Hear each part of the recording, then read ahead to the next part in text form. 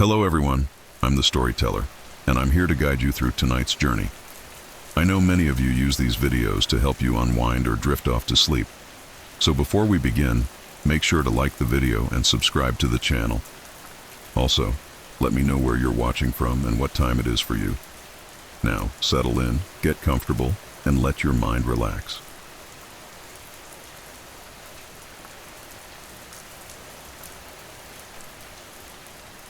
Lucas had been driving for Uber for nearly a year. Late-night shifts were his favorite. They paid better, and he enjoyed the quiet that came with the empty streets. But tonight was different. The air felt thick, heavy, as if it were charged with something he couldn't quite place. He shook off the uneasy feeling and decided he'd take one last fare before calling it a night. His phone pinged, notifying him of a pickup a few blocks away. The profile picture was missing, and the name was simply M. He shrugged. Mystery passengers weren't that unusual, especially in the dead of night. He accepted the ride and made his way toward the pin, which led him to an old part of town he'd rarely driven through before. The streets were quiet, almost too quiet, with buildings that loomed in the darkness like silent watchers. When he arrived at the pickup spot, there was no one there. Lucas waited, tapping his fingers on the steering wheel, squinting into the shadows beyond the car's headlights. Just as he was about to cancel, the rear door creaked open and a figure slid into the back seat. Lucas glanced in the rearview mirror, trying to get a look at his passenger. The man was dressed in a long, dark coat, with his face hidden in the shadow of a hood. All he could see were the man's eyes, which gleamed faintly, catching the streetlight in a way that seemed almost unnatural. "Where to?" Lucas asked, forcing a casual tone. "Just drive," the man replied, his voice low and raspy. "I'll tell you when to turn." Lucas's fingers tightened on the steering wheel. He'd had strange passengers before, but something about this man made his skin crawl. Still, he was almost done for the night, and he didn't want to make a scene. With a sigh, he put the car in gear and started down the dark, winding streets. They drove in silence for what felt like an eternity. Every now and then, the man would murmur, "Left here," or "Keep straight." Each direction took them deeper into parts of the city Lucas had never seen, places that felt forgotten by time. Streetlights grew sparse, and soon they were surrounded by nothing but shadows. As they drove, Lucas couldn't shake the feeling that he was being watched, not just by his passenger, but by something unseen in the darkness around them. Every time he glanced in the rearview mirror, the man was staring straight ahead, his face still obscured by the hood. Finally, after what felt like hours, the man spoke. "Turn here." Lucas took the turn, his heart pounding as he realized they were heading down a narrow, winding road that led out of the city. The buildings faded away, replaced by dense trees that loomed on either side of the road. The headlights barely penetrated the darkness, casting eerie shadows that danced with each bump in the road. "Are we close to where you're going?" Lucas asked, his voice sounding more nervous than he'd intended. The man didn't answer. Instead, he leaned forward, close enough that Lucas could feel his breath on the back of his neck. "Stop here." Lucas obeyed, pulling the car to a halt in the middle of the deserted road. The silence was deafening, broken only by the faint rustling of leaves in the wind. The man reached into his coat, and for a brief, terrifying moment, Lucas's mind flashed with worst-case scenarios. But instead of a weapon, the man pulled out a folded piece of paper. "Take this," he said, his voice barely above a whisper, as he handed it to Lucas. Lucas took the paper, his hands trembling as he unfolded it. Scrawled in rough, shaky handwriting were the words, "When you see the figure, drive. Don't look back. Don't stop." "What?" Lucas started to ask, but when he looked up, the man was gone. The passenger seat was empty, the door was shut, and there was no sign of him anywhere. It was as if he had vanished into thin air. Panic gripped him, and he started the car, eager to get out of there. He glanced in the rearview mirror, half expecting the man to reappear, but the back seat was empty, just the empty road stretching endlessly into the darkness behind him. As he pulled back onto the road, Lucas tried to make sense of what had happened. He glanced at the note again. The words burned into his mind. "When you see the figure, drive." He didn't understand, but a cold dread settled over him, urging him to get as far away from that place as possible. Just then, the car's headlights flickered. Lucas's heart skipped a beat as the lights dimmed, casting long, distorted shadows along the road. He tapped the dashboard, hoping it was just a glitch, but the lights continued to fade in and out, as if something were draining their energy. And then, he saw it. Up ahead, standing in the middle of the road, was a figure, tall and impossibly thin, with long limbs that seemed to stretch unnaturally, like branches reaching out to snare him. The figure was draped in dark, tattered fabric that fluttered in the wind, and its face, or what should have been its face, was a void, an empty darkness that seemed to pull in everything around it. Lucas's breath caught in his throat. The figure was completely still, but he felt its gaze, cold and unrelenting, boring into him, even though it had no eyes. He remembered the note, the words ringing in his mind like an alarm. "Don't look back. Don't stop." His hands shook as he gripped the steering wheel and pressed down on the gas pedal. The car lurched forward, speeding toward the figure. Just as he was about to reach it, the figure seemed to dissolve, melting into the darkness as if it were part of the shadows themselves. But Lucas didn't stop. He kept driving, heart pounding, every instinct screaming at him to escape. He didn't dare look back, even as he felt a chill creeping up his spine, as if something were breathing down his neck, just inches away.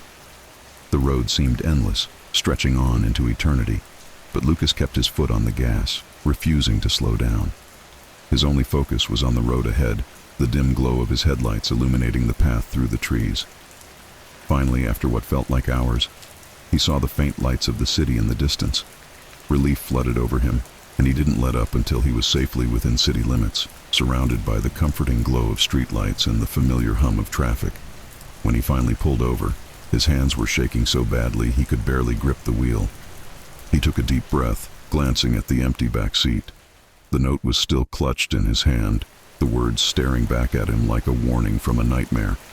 The next day, he reported the strange encounter to Uber, describing the mysterious passenger and the eerie figure on the road.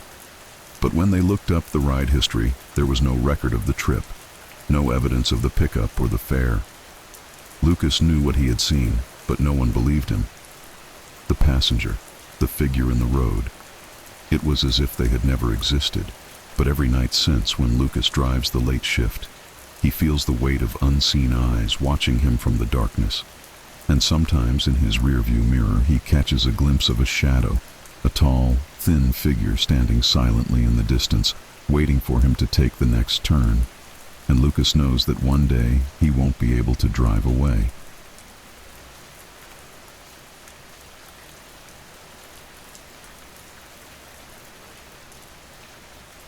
Ethan had been working as a pizza delivery driver for a few months, mostly for the extra cash. It wasn't a glamorous job, but it was easy enough, and the late-night hours meant he could avoid rush-hour traffic. Most nights were routine: deliver, collect the tip, head to the next order. But on a cold, rainy night, he received an order that would be anything but routine. The call came in right before closing. The address was on the outskirts of town, in an area that was nearly abandoned. Ethan hesitated, staring at the delivery details on his phone. It was an address he didn't recognize, one far from any other orders he'd ever taken. But his manager urged him to take it, promising it would be his last delivery of the night. With a sigh, he loaded up the car with the pizza, fired up his GPS, and started driving. The rain was relentless, pouring down so hard that his windshield wipers struggled to keep up. The streets were empty, the usual glow of streetlights casting eerie reflections in the wet pavement. As he drove farther from the familiar parts of town, buildings grew sparse, replaced by empty lots and overgrown trees. Ethan's GPS directed him down a narrow road that seemed to lead to nowhere. Tall, ancient trees lined the sides, their branches creating a canopy that blocked out the moonlight. The only light came from his headlights, which seemed weaker than usual, barely illuminating the road ahead. After what felt like ages, he reached the address. It was an old, crumbling mansion, set back from the road and partially hidden by thick trees. The place looked abandoned, with broken windows and ivy crawling up the stone walls. But as he pulled up, he noticed a faint light flickering in one of the windows on the upper floor. Ethan shivered. The whole place looked like something out of a horror movie. But he was already here, and the faster he delivered the pizza, the faster he could leave. He grabbed the pizza box and made his way to the front door. The steps creaked under his weight, and he hesitated before knocking. The sound echoed through the house, but there was no response. After a few moments, he knocked again, louder this time. Suddenly, the door swung open on its own, creaking as it revealed a dimly lit hallway. Ethan's heart raced, but he tried to shake off the unease. "Hello?" he called, his voice barely louder than a whisper. There was no answer, only the sound of the rain outside. A chill ran down his spine. He glanced down at his phone, but there was no signal out here.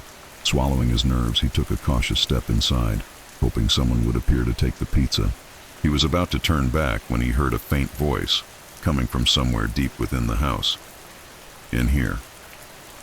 The voice was soft, barely more than a whisper, but it was enough to send a surge of dread through him. Ethan called out, "I've got your pizza," trying to keep his voice steady. The voice responded, "Come to the parlor, down the hall." Against his better judgment, Ethan stepped further into the house. The walls were lined with old, dusty portraits, their eyes seeming to follow him as he moved. The air was thick with the smell of mold and something else he couldn't identify, a metallic scent that made his stomach turn. The hallway led to a dimly lit room filled with antique furniture covered in sheets. Shadows stretched across the walls, and the only light came from a flickering candle in the center of a large table. Ethan cleared his throat, calling out again, "Hello?" As he stepped further into the room, he heard the door behind him close with a loud, echoing thud. Panic gripped him, and he spun around only to find the door firmly shut. The silence was suffocating. He turned back to the room, and that's when he saw it. A figure standing in the far corner, partially hidden by the shadows. The figure was tall and thin, with an unsettling stillness that made Ethan's skin crawl. "Are you the one who ordered the pizza?" he asked, his voice barely above a whisper.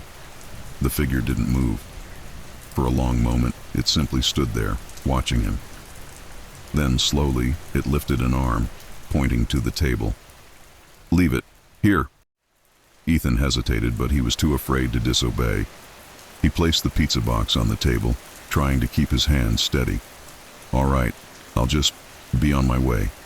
As he turned to leave, he heard the figure speak again, its voice barely more than a breath.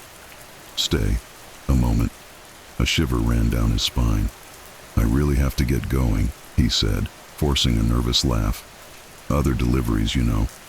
"There are no other deliveries," the figure whispered, and a cold dread settled in Ethan's chest. Before he could respond, the lights flickered, plunging the room into darkness. Panic surged, and he fumbled for his phone, turning on the flashlight. When he shone the light around the room, the figure was gone. The candle on the table was snuffed out, and the pizza box was open. His pulse raced as he slowly approached the box. Inside was a note, scrawled in jagged, shaky handwriting. "You shouldn't have come here." A door creaked open somewhere behind him. His flashlight beam darted toward the sound, revealing a narrow, dark staircase leading downward. He knew he should leave, but something about the house felt like it was closing in on him, trapping him. A sense of dread and curiosity pulled him forward, down the staircase. The steps creaked under his weight as he descended, the light from his phone barely illuminating the way. The air grew colder, and the smell of mold grew stronger. At the bottom, he found himself in a small, dimly lit basement room. The walls were lined with old photographs, black and white pictures of people he didn't recognize. In the center of the room, an old radio crackled to life, playing a haunting, static-filled melody. The sound echoed, bouncing off the walls and filling the room with an unsettling rhythm. Ethan's flashlight flickered, and the shadows seemed to move, stretching toward him. Suddenly, he felt something brush against his shoulder. He whipped around, but there was no one there. Heart pounding, he backed away, bumping into a dusty mirror on the wall. When he looked into the mirror, his reflection wasn't his own. Staring back at him was a pale, gaunt face with hollow eyes and a sinister smile. His breath caught in his throat, and he stumbled back, dropping his phone as the flashlight went out. In the pitch black, he heard whispers surrounding him, voices overlapping in an incomprehensible murmur. His hands searched the floor for his phone, but he couldn't find it.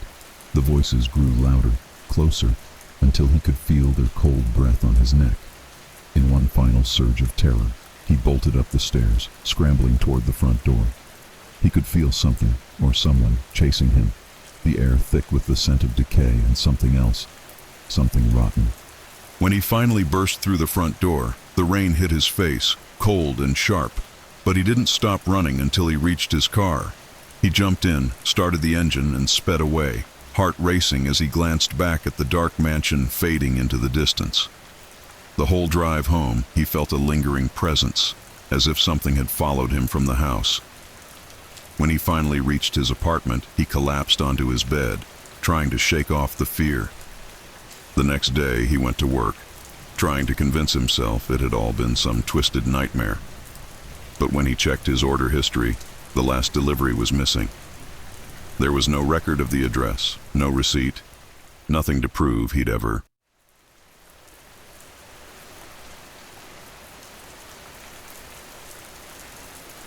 Mason, Elena, and Ryan had been friends for years, bonded over a mutual love of horror movies, urban legends, and exploring abandoned places around their small town. There was one place, though, that no one had dared enter. The old city theater, a grand, once lavish building that had been closed for decades. The theater had a dark history. In its prime, it had been the heart of the town, showcasing classic films and famous acts. But one night, a fire had broken out, killing several people trapped inside. Rumors swirled that the place was haunted, and strange things were said to happen there at night. The town council had sealed it up, but over the years, the locals spread stories of eerie noises, flickering lights, and shadows moving inside. On a cold, misty night, the friends decided it was time to face the infamous theater and see if the stories were true. Armed with flashlights and their phones, they snuck past the chain-link fence surrounding the property and made their way to a back entrance that had been broken open long ago. The moment they stepped inside, the air changed. It was stale, heavy, carrying the faint smell of smoke and old wood. Dust floated through the beams of their flashlights as they walked down a hallway lined with faded posters of long-forgotten stars. The silence was deafening, broken only by their footsteps echoing off the high ceilings. "This place is huge," Elena whispered, glancing around. Her flashlight swept across the peeling wallpaper and broken chandeliers hanging precariously from the ceiling. "Feels like we're being watched," Ryan muttered, his voice barely above a whisper. "Maybe we should just look around and get out of here." Mason shook his head, grinning. "Come on, guys. This is what we came for. Let's find the stage. I want to see what it looks like after all these years." They moved further in, their flashlights casting long, eerie shadows on the walls. They passed the concession stand, its counter dusty and covered in cobwebs, and walked through the lobby, which had an air of frozen elegance despite the decay. The grand staircase, now rotting and missing several steps, led up to the balcony. They decided to stay on the main floor and headed toward the double doors leading to the main auditorium. The doors creaked loudly as they pushed them open, and a rush of cold air hit them. The auditorium was vast, rows of red velvet seats stretching toward the darkened stage. The once ornate walls were now faded and cracked, and the high ceiling was blackened from smoke damage. Above them, the remains of an enormous chandelier hung by a single chain, swaying slightly as if moved by an unseen breeze. "Creepy," Elena murmured, shining her flashlight across the seats. The beam landed on a strange shape near the back row. A figure slouched in one of the chairs.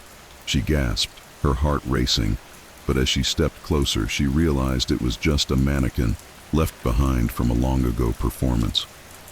"Looks like someone left a prop," she said with a shaky laugh, but the others didn't laugh with her.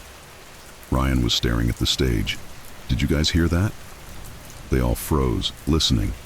From somewhere in the darkness came a soft, almost imperceptible whisper. It was faint, but unmistakable, like someone speaking just out of earshot. Mason shone his flashlight toward the stage, his hands trembling. "Hello?" he called out, but the only response was the quiet creak of the building settling. Elena swallowed hard.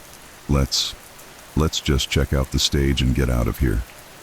The friends made their way down the aisle, passing rows of empty seats.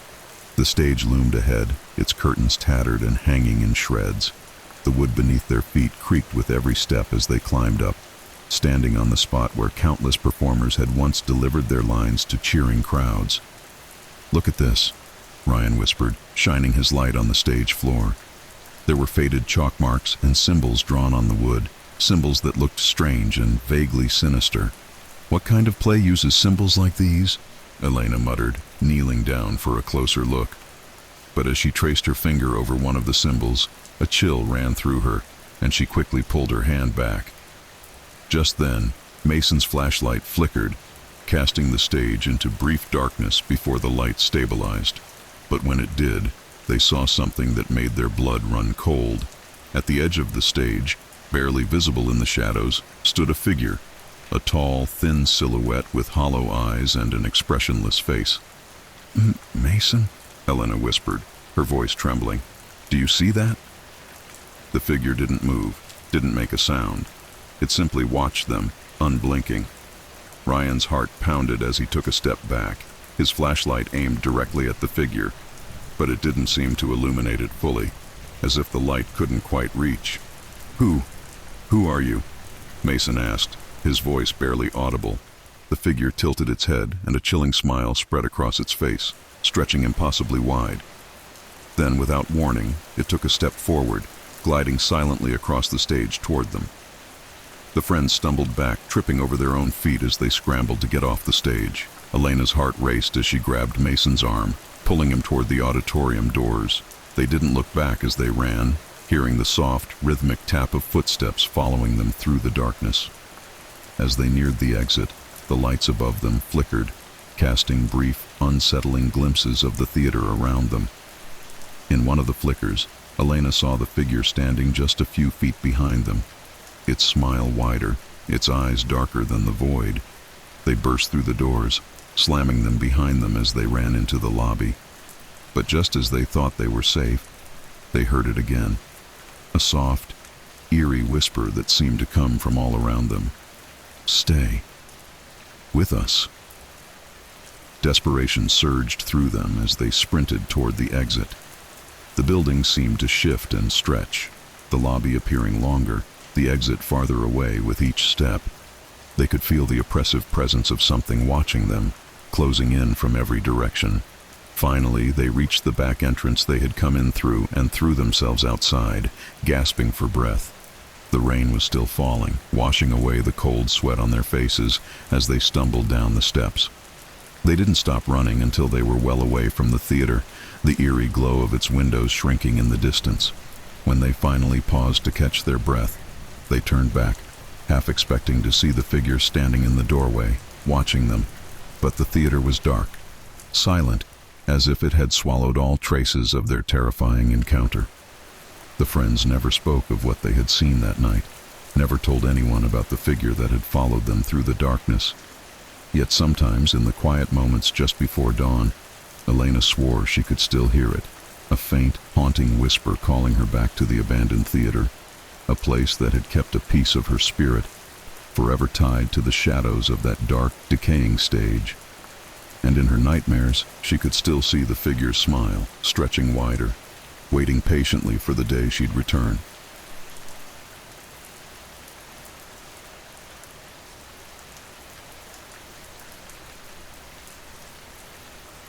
Aaron had been traveling for hours, the darkening landscape whizzing past in a blur of shadow and faint streetlights. It was a long cross-country bus ride, and he had another 8 hours to go until he reached his destination. As the evening deepened, most passengers had drifted off to sleep, leaving the bus wrapped in an eerie silence, broken only by the low hum of the engine. Outside, rain began to fall, blurring the windows. Aaron adjusted his headphones, trying to focus on his music and ignore the creeping unease that always seemed to come with late-night travel. He was about to close his eyes when he noticed something odd. A man seated just a few rows ahead, staring at him through the reflection in the window. The man had an unsettling look. His face was gaunt, with deep-set eyes that seemed to glimmer in the dim light. He was wearing an old, worn-out coat, and his hands were clasped tightly around the edge of his seat as if he were holding on for dear life. When Aaron's gaze met his in the window reflection, the man's lips twisted into a crooked smile, revealing teeth that were oddly sharp, almost unnatural. Unnerved, Aaron looked away, deciding it was best to ignore the stranger. He turned his gaze to the other passengers. Most were slumped in their seats, oblivious to the world around them. A mother and child were asleep near the front, and an elderly couple sat a few rows behind him, nodding off together. But as he settled back into his seat, Aaron felt a strange sensation, like he was being watched. He glanced back toward the man, but the stranger had moved. Now he was sitting in the row right behind him, still staring. Aaron's heart skipped a beat. How had he moved so silently? He hadn't heard any footsteps or felt the seat shift. He glanced toward the bus driver, but the man was focused on the road, seemingly unaware of anything happening behind him. Turning back, Aaron forced a polite smile, hoping it might end the stranger's unnerving attention. "Long ride, huh?" The man didn't respond. Instead, he leaned forward, close enough that Aaron could smell his breath, a mixture of old tobacco and something metallic. He whispered, his voice raspy and cold. "Do you ever wonder what's lurking in the dark, Aaron?" Aaron froze, the blood draining from his face. He hadn't told the man his name. "How do you—" he started to ask, but his voice trailed off as he looked into the man's eyes. They weren't just dark. They were voids, empty, like staring into a bottomless pit. The stranger chuckled, a low, hollow sound that sent chills down Aaron's spine. Names, places, they don't matter in the end, do they? Aaron pulled away, clutching the edge of his seat, his mind racing. Every instinct screamed at him to get off the bus, but they were in the middle of nowhere, the road stretching endlessly into the night. The stranger leaned back, his eerie gaze never leaving Aaron. Moments passed in silence, and Aaron tried to calm himself, telling himself it was just a strange, over-friendly passenger. But deep down, he knew something was terribly wrong. A sudden jolt shook the bus as it hit a bump in the road, and the lights flickered, casting brief shadows over the passengers. When they stabilized, Aaron glanced around again, hoping the man had moved, but he hadn't. Instead, the stranger's grin had widened, and his eyes, they seemed to have gotten darker, emptier. Aaron forced himself to look away, pretending to adjust his headphones. But he could feel the man's eyes on him, could feel the cold, creeping dread growing with each second that passed. Then, as if in a trance, he heard the stranger whisper again, "You can't escape, Aaron. Not tonight." Aaron's hands trembled as he checked his watch, silently counting down the hours until they'd reach the next stop. But each minute seemed to drag, and the feeling of dread only grew stronger. He wanted to shout, to tell the driver to pull over, but something held him back, as if an invisible force was pressing him into his seat. The rain outside intensified, pounding against the windows, and the bus's interior lights flickered again. Aaron turned to look at the other passengers, hoping for some reassurance, but they all seemed different. Their heads were slumped, faces hidden, bodies still. Too still. A chill ran down his spine as he realized none of them were moving, not even breathing. He whipped back to look at the stranger, who was still smiling, his eyes now a terrifying, endless black. "They're all waiting," the man whispered, gesturing around him, "for you to join them."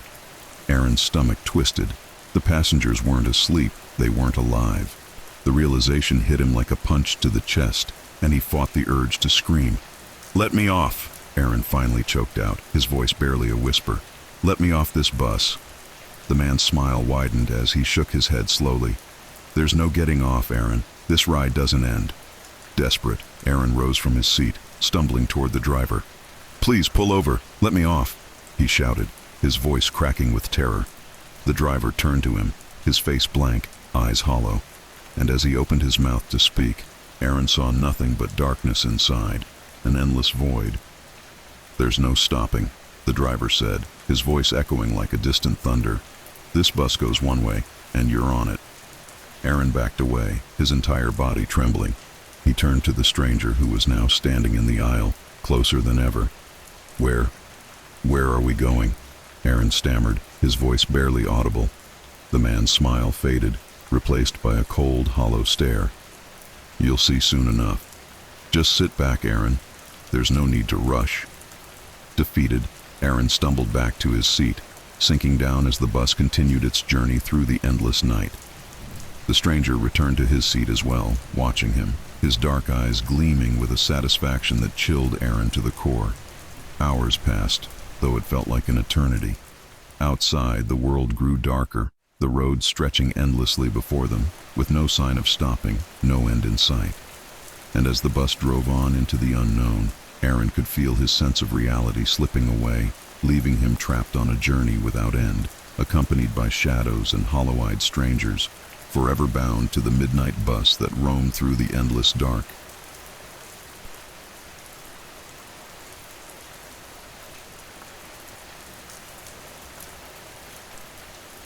When my family moved to a small, quiet town far from the city, everything felt new, strange, and, well, a little eerie. The people were friendly enough, but there was an unspoken, strange feeling about the place. My new school, Hillcrest High, was the same. From the outside, it looked like an ordinary building. Old bricks, rusty gates, and an overgrown field nearby. But there was one part of the school that stood out from the rest, the abandoned wing. The abandoned wing was a place every student whispered about, but rarely mentioned directly.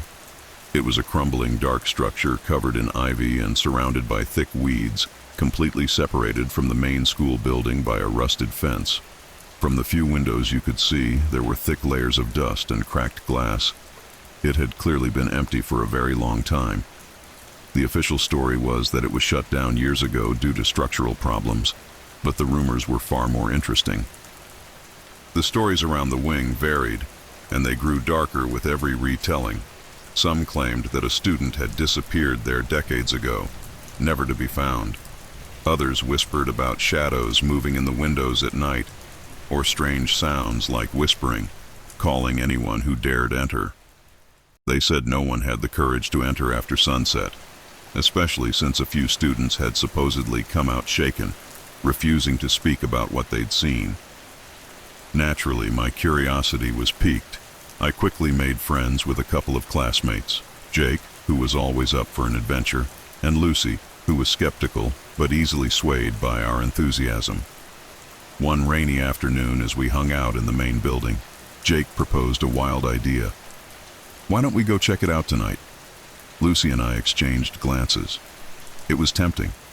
I mean, there was an air of excitement about the place, like it held secrets just waiting for us. After some nervous laughter and a bit of persuasion, we decided we'd meet at midnight and sneak into the abandoned wing. That night, as the clock struck 12, we met near the main gates, armed with flashlights and phones, our nerves tightly wound. The school grounds were deathly quiet, and a thin fog covered the ground, making the place look even more like something out of a horror movie. As we walked towards the abandoned wing, my heart was pounding so hard I was sure they could hear it. We climbed over the rusted fence, landing on the damp ground, and turned on our flashlights. Shadows danced on the walls as we made our way to the broken doors, their hinges creaking ominously as Jake pushed them open. Inside, the air was stale and thick, like it hadn't been touched in years. Layers of dust covered the floors, and old lockers lined the walls, their doors slightly ajar as if left in a hurry. Strange graffiti covered the walls, but some of the marks didn't look like normal graffiti. They were more like symbols, twisted and dark. We walked through the dim hallways, whispering, as if speaking too loudly might wake something. Then we heard it, a faint sound, like distant footsteps. We stopped, listening. There it was again. Did you hear that?" Lucy whispered, her eyes wide with fear. Jake shrugged it off, trying to stay cool. "It's probably just the wind or maybe some animal." But deep down, I could tell he was just as scared as we were. We kept moving, exploring classrooms filled with broken desks and shattered windows. Each room felt colder than the last, and the feeling of being watched grew stronger with every step. We were about to enter what looked like an old science lab when the air suddenly shifted. It grew freezing cold, and our flashlights started to flicker. Panic rose in my chest. Maybe we should turn back. But before we could decide, there was a loud slam. The door we had entered through had shut on its own, echoing through the empty hallway. We rushed to open it, but it wouldn't budge, as if some invisible force was holding it shut. Then, from the shadows down the hall, we saw something.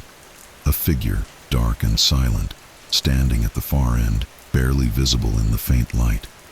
It was just standing there, staring at us. Or at least, we thought it was.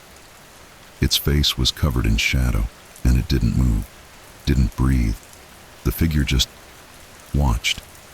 Lucy let out a small gasp, and Jake cursed under his breath. "We have to get out of here. Now!" But as we turned, we heard the unmistakable sound of whispering, growing louder and closer, coming from every direction. The words were indistinct, almost like a chant, but the tone was chilling, filling the air with a sense of dread that made my skin crawl. Desperately, we tried other doors, but they were all locked tight. The whispers grew louder, and the shadowed figure began to move towards us, slow and deliberate, like it had all the time in the world. "Please, let us out!" Lucy screamed, banging on a nearby window, but no one was around to hear us. In a final act of desperation, Jake aimed his flashlight directly at the figure. For a brief moment, we caught a glimpse of it, a gaunt face, pale as death, with hollow, sunken eyes and a twisted, crooked smile that seemed to stretch impossibly wide. It was like something out of a nightmare, an image I knew I'd never be able to forget. We backed away, pressed against the cold, unyielding walls as the figure came closer. The whispers were deafening now, like 1,000 voices in unison, speaking in a language we couldn't understand. Then, just as suddenly as it had begun, the noise stopped. The figure vanished, and the door at the end of the hallway creaked open, as if inviting us to leave. Not needing a second invitation, we bolted down the hall and out through the open door, our feet pounding against the floor as we raced out of the abandoned wing. The moment we were outside, the heavy, oppressive feeling lifted, replaced by the fresh air of the night. We didn't stop running until we were far away from the school, the abandoned wing shrinking into the distance behind us. When we finally stopped to catch our breath, none of us spoke. There were no words to describe what we had just experienced. All I knew was that we had seen something that defied explanation, something that had been waiting there in the shadows. The next day at school, we avoided looking at the abandoned wing. We avoided each other's eyes, too, and no one ever spoke of what happened that night. But every so often, I'd catch Lucy or Jake glancing towards that old building, as if they, too, felt the lingering presence of something dark and ancient. From that night on, I understood why no one ever dared enter the abandoned wing of Hillcrest High, especially after dark.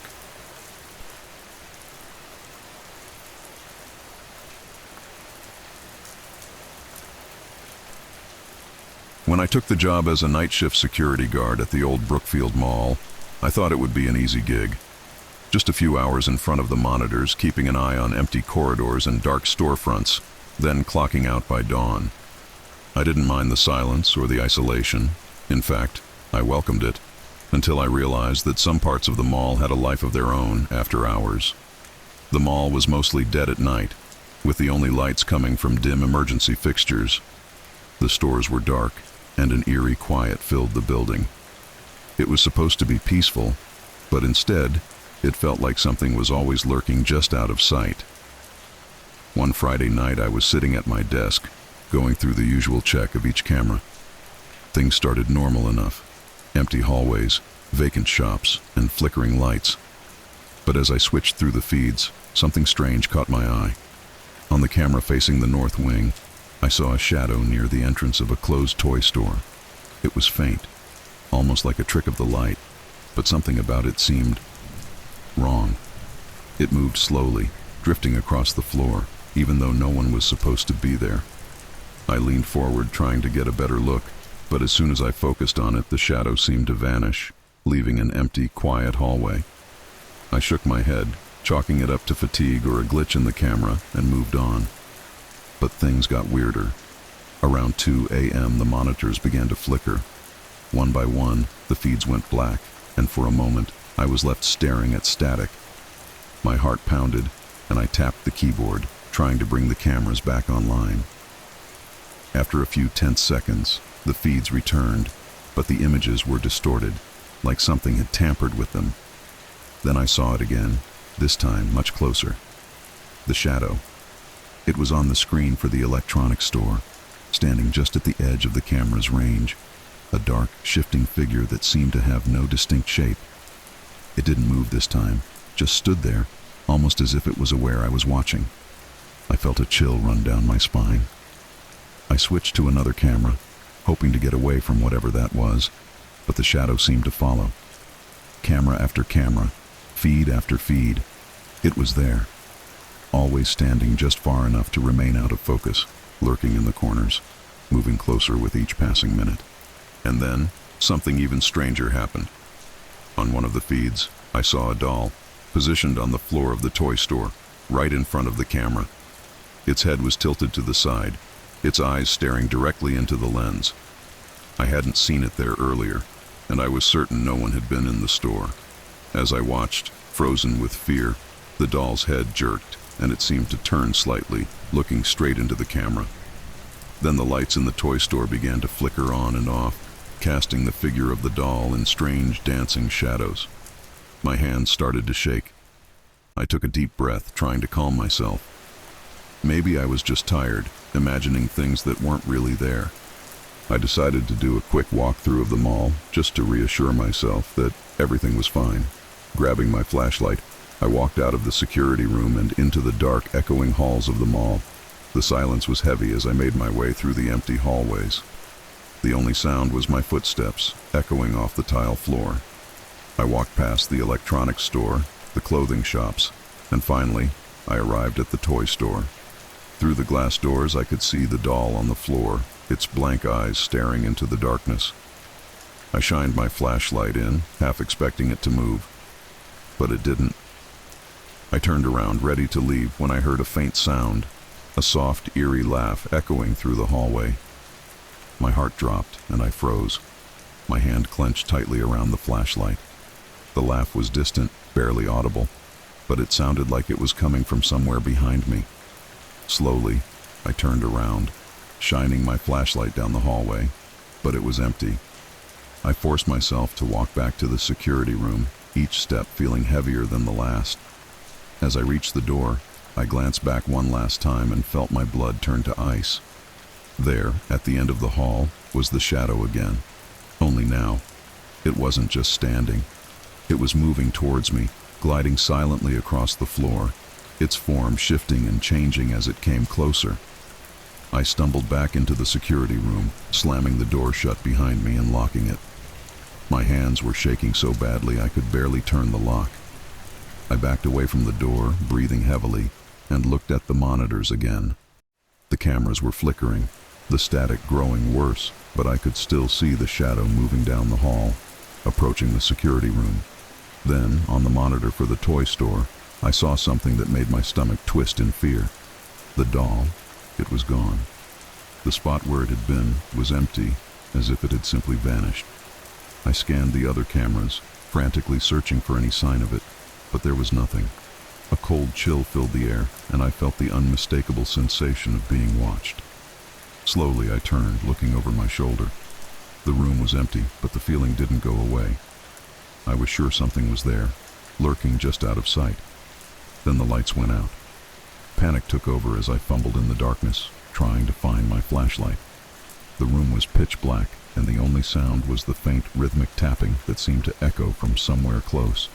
I turned on the flashlight, shining it around the room, but there was nothing there. Then, out of the corner of my eye, I saw a faint figure reflected in the monitor, a twisted, dark shape standing just behind me. I spun around, but there was nothing. My flashlight shook as I backed against the wall, my breaths coming in short, panicked gasps. The monitors flickered one last time, and for a brief horrifying moment, the shadow filled every single screen, its hollow eyes staring back at me. That was it. I ran out of the security room, leaving my post, the cameras, everything behind.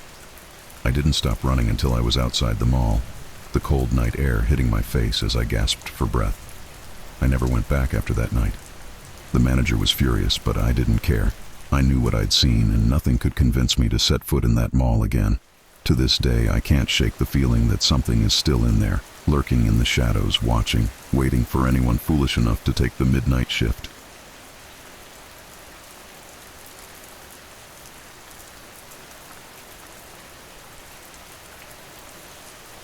I never imagined that working as a night shift cleaner in a hospital could be this unsettling. Sure, hospitals have an eerie vibe. Empty hallways, flickering lights, and the faint smell of antiseptics in the air. But Grayson Hospital was different. It had an old, worn-down look, like a place that held too many memories, too many secrets. The hospital was usually quiet at night, with most of the staff gone and only a handful of patients on the upper floors. My job was simple: clean the corridors, empty the trash, wipe down surfaces, and move to the next floor. It was routine, but every so often, something would happen that didn't fit into any routine. The first time I noticed something strange was in the surgical wing.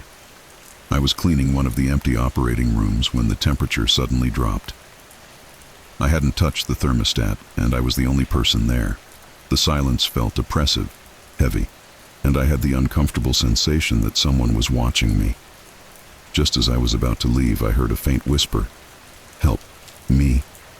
I froze, my heart pounding as I looked around. There was no one else in the room, and yet the whisper had been close, like someone had whispered it right next to my ear. I shivered and quickly finished up, chalking it up to my imagination. But as the nights went by, the strange occurrences continued. I would hear faint footsteps echoing down empty hallways. Doors would creak open on their own, and lights would flicker on and off without reason. I tried to ignore it, telling myself it was just the old building acting up. But there was one wing of the hospital that gave me an overwhelming sense of dread: the East Wing. The East Wing had been closed off years ago after a fire damaged most of the floor. The lights barely worked, and the walls were covered in soot and peeling paint. No one went in there anymore, but my cleaning schedule sometimes required me to mop the floors just outside the barricaded doors. One night, as I was finishing up near the East Wing, I heard something that made my blood run cold. A faint rhythmic tapping coming from behind the closed doors. It sounded like someone was knocking, slow and steady.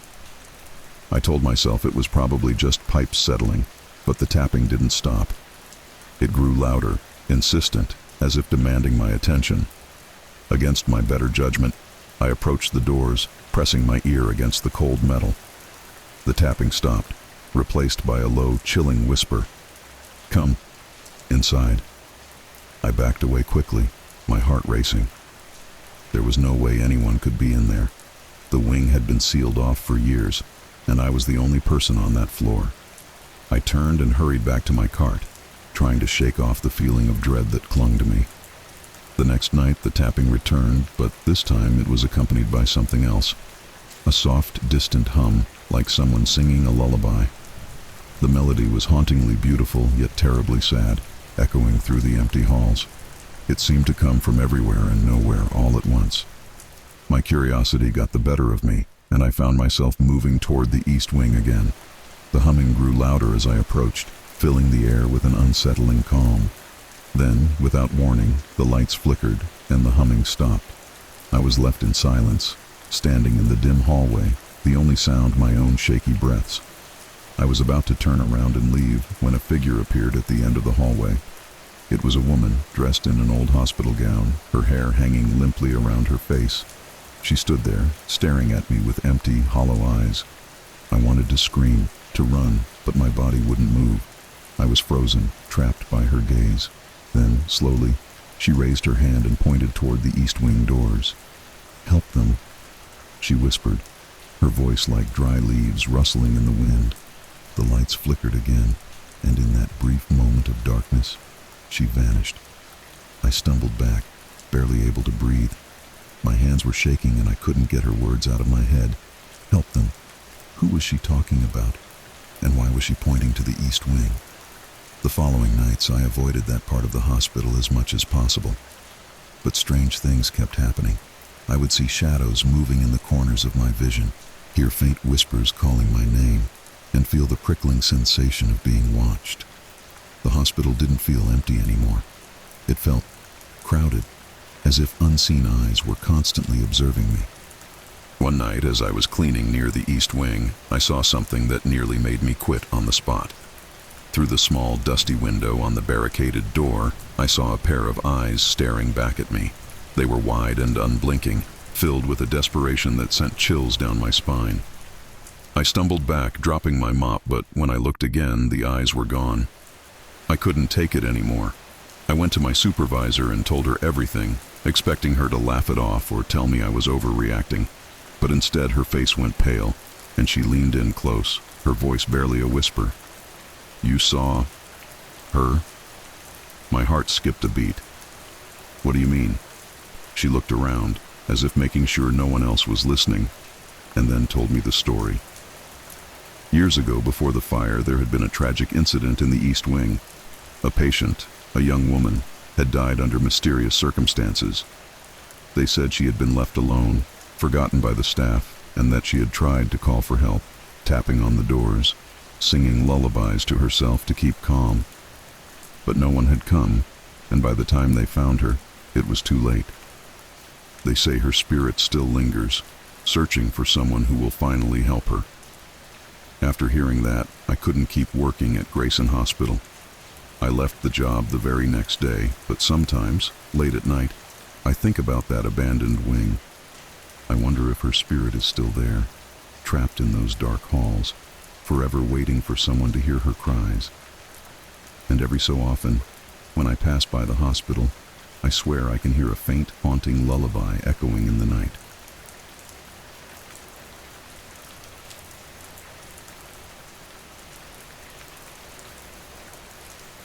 It was supposed to be a relaxing weekend. Just me and my friends, camping out in the mountains, far away from the noise and chaos of the city. We packed up our gear, food, and tents, and set off on what we thought would be a peaceful, fun adventure under the stars.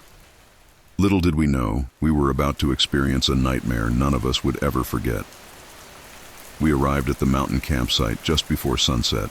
The view was stunning, with pine trees stretching up toward the sky, their tops lost in the thickening twilight.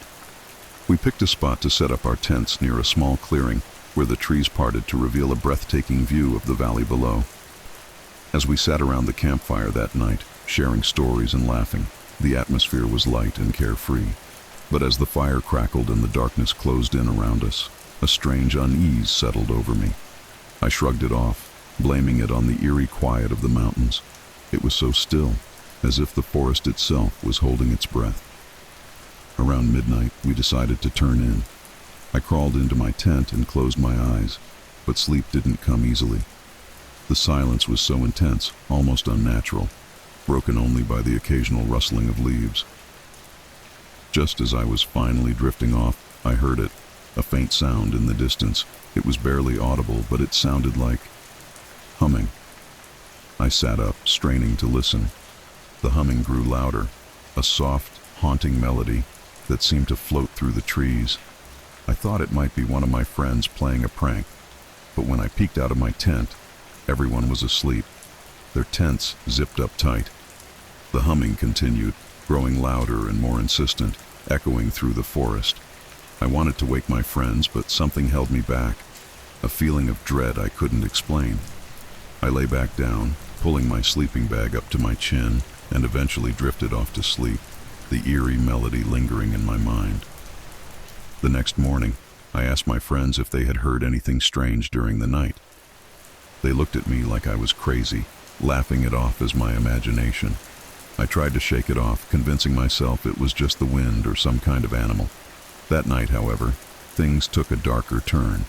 We were gathered around the campfire again when one of my friends, Jason, said he felt like we were being watched.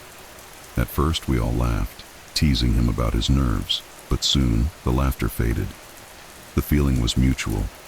We couldn't see anyone, but there was this unsettling sensation, like a pair of eyes boring into us from somewhere in the trees.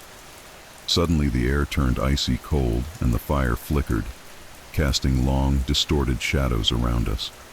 The hairs on the back of my neck stood up, and I felt an overwhelming urge to pack up and leave. But none of us wanted to be the first to suggest it, not wanting to seem paranoid. We decided to stay, hoping things would feel better by morning. But as the night dragged on, the forest around us grew darker and more sinister. Shadows seemed to shift and move, and strange noises echoed from deep within the woods, branches snapping, leaves rustling, and that same haunting hum drifting on the wind. Then, around 3 a.m., one of my friends screamed. I bolted out of my tent, heart pounding, and saw her standing by the edge of the trees, her face pale and eyes wide with terror. She said she had seen someone, no, something, standing just beyond the firelight, watching us with hollow, empty eyes. We all stared into the darkness, but saw nothing. Still, that was enough for us. We quickly packed up our things, deciding to leave immediately. The hike back to our cars was terrifying. Every sound made us jump. Every shadow felt like it was closing in. As we finally reached the parking lot and loaded our gear into the cars, I glanced back at the forest one last time. That's when I saw it. A figure standing at the edge of the trees watching us. It was tall and thin, with impossibly long arms that seemed to stretch down to the ground. Its face was obscured in shadow, but I could feel its gaze piercing through the darkness. We didn't wait around. We piled into the car and drove away as fast as we could, leaving the mountains and that horrifying figure behind us.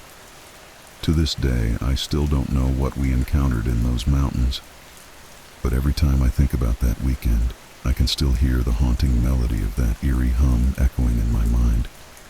And sometimes, when I close my eyes at night, I see that figure standing at the edge of the trees, waiting, watching.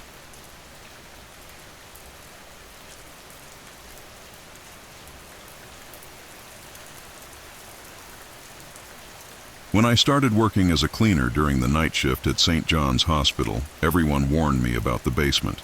They called it the old wing and said it had been part of the original hospital before it was renovated. Most of it had been closed off for decades, and only a few rooms were used for storage. I figured the stories were just meant to scare new employees, so I shrugged it off. I mean, it was just an old, unused basement, right? But my first few nights on the job were unsettling. The rest of the hospital had a cold, sterile feel, but the old wing had an air of something darker. The temperature was always a little colder, the lights seemed dimmer, and there was this faint smell of mold and antiseptic, like something that had been buried for a long time. At first I tried to ignore it, sticking to my tasks and finishing as quickly as I could. But one night I made a mistake. I left my cleaning supplies in the old wing and had to go back after my shift ended. The hallways were empty and silent as I made my way to the basement. The elevator ride down felt much longer than usual, and when the doors opened, the air felt heavier. I reminded myself that it was just an old basement and that the feeling of unease was all in my head. As I walked toward the storage room where I'd left my supplies, I noticed something strange. One of the lights at the end of the hall was flickering, casting eerie shadows along the walls. I quickened my pace, hoping to grab my things and leave as fast as possible. But as I reached the storage room door, I heard it, a soft, echoing whisper. It was faint, barely audible, but it sounded like someone calling my name. I froze, my hand on the doorknob, my heart pounding. I knew no one else was supposed to be down here. The basement was off limits after hours. I took a deep breath, convincing myself it was just my imagination, and opened the door. I grabbed my supplies, turned around, and nearly dropped everything. There, at the end of the hall, was a shadow. It was tall, hunched over, with long, thin arms that almost touched the floor. The figure didn't move, didn't make a sound, but I could feel its gaze fixed on me, like it was studying me. My legs felt like they were made of lead, but I managed to back away, never taking my eyes off the shadow. Then, in an instant, the flickering light at the end of the hall went out. plunging the corridor into darkness. When the light flickered back on, the shadow was gone. I didn't wait around. I grabbed my things and ran up the stairs, leaving the basement far behind me. I was breathing heavily by the time I reached the main floor, my mind racing. I convinced myself it was a trick of the light or just my eyes playing tricks on me. But the unease lingered, settling deep in my bones. Over the next few nights, I avoided the basement as much as possible, but my shifts kept taking me back there. The strange occurrences continued. I'd hear soft, shuffling footsteps echoing down the empty hallways, feel cold gusts of air brushing past me, and catch glimpses of movement out of the corner of my eye. The worst part was the whispers. They grew louder each night, as if someone was trying to get my attention, calling my name in a low, mournful tone. One night, I was cleaning a room just outside the old wing when the door suddenly slammed shut behind me. I jumped, spinning around to see what had caused it, but there was no one there. My pulse quickened as I tried the doorknob, but it was stuck. I pushed and pulled, but it wouldn't budge. Panic started to set in, and I backed away from the door, my breathing heavy. Then, out of nowhere, the lights flickered and dimmed, casting the room in shadows. I looked around, trying to calm myself, but that's when I saw it. On the other side of the room, a faint figure was standing in the corner. It was hazy, almost transparent, with hollow eyes that seemed to glow in the dim light. I could feel its gaze locked on me, cold and unyielding. The figure raised a hand, pointing toward the door as if to tell me to leave. I didn't need any more convincing. I backed away, reaching for the doorknob again, and this time it turned. I stumbled out of the room, slamming the door behind me, and ran down the hall without looking back. The next day, I reported the incident to my supervisor, expecting them to dismiss it as nerves or exhaustion. Instead, she gave me a long, knowing look and sighed. "You're not the first person to see something down there," she said quietly. She explained that the old wing had once been used as a makeshift morgue during a deadly flu epidemic many years ago. The hospital had been overwhelmed, and the basement was used to store bodies until they could be properly buried. Over the years, many staff members had reported strange sightings, whispers, and feelings of dread, but the incidents were always dismissed as superstition or stress. That was enough for me. I quit the following week, but sometimes, late at night, I find myself thinking about the old wing of St. John's Hospital. I wonder if the restless spirits are still down there, waiting for someone to listen, to remember what happened to them all those years ago. And every so often when I pass by the hospital, I swear I can still hear a faint whisper calling my name.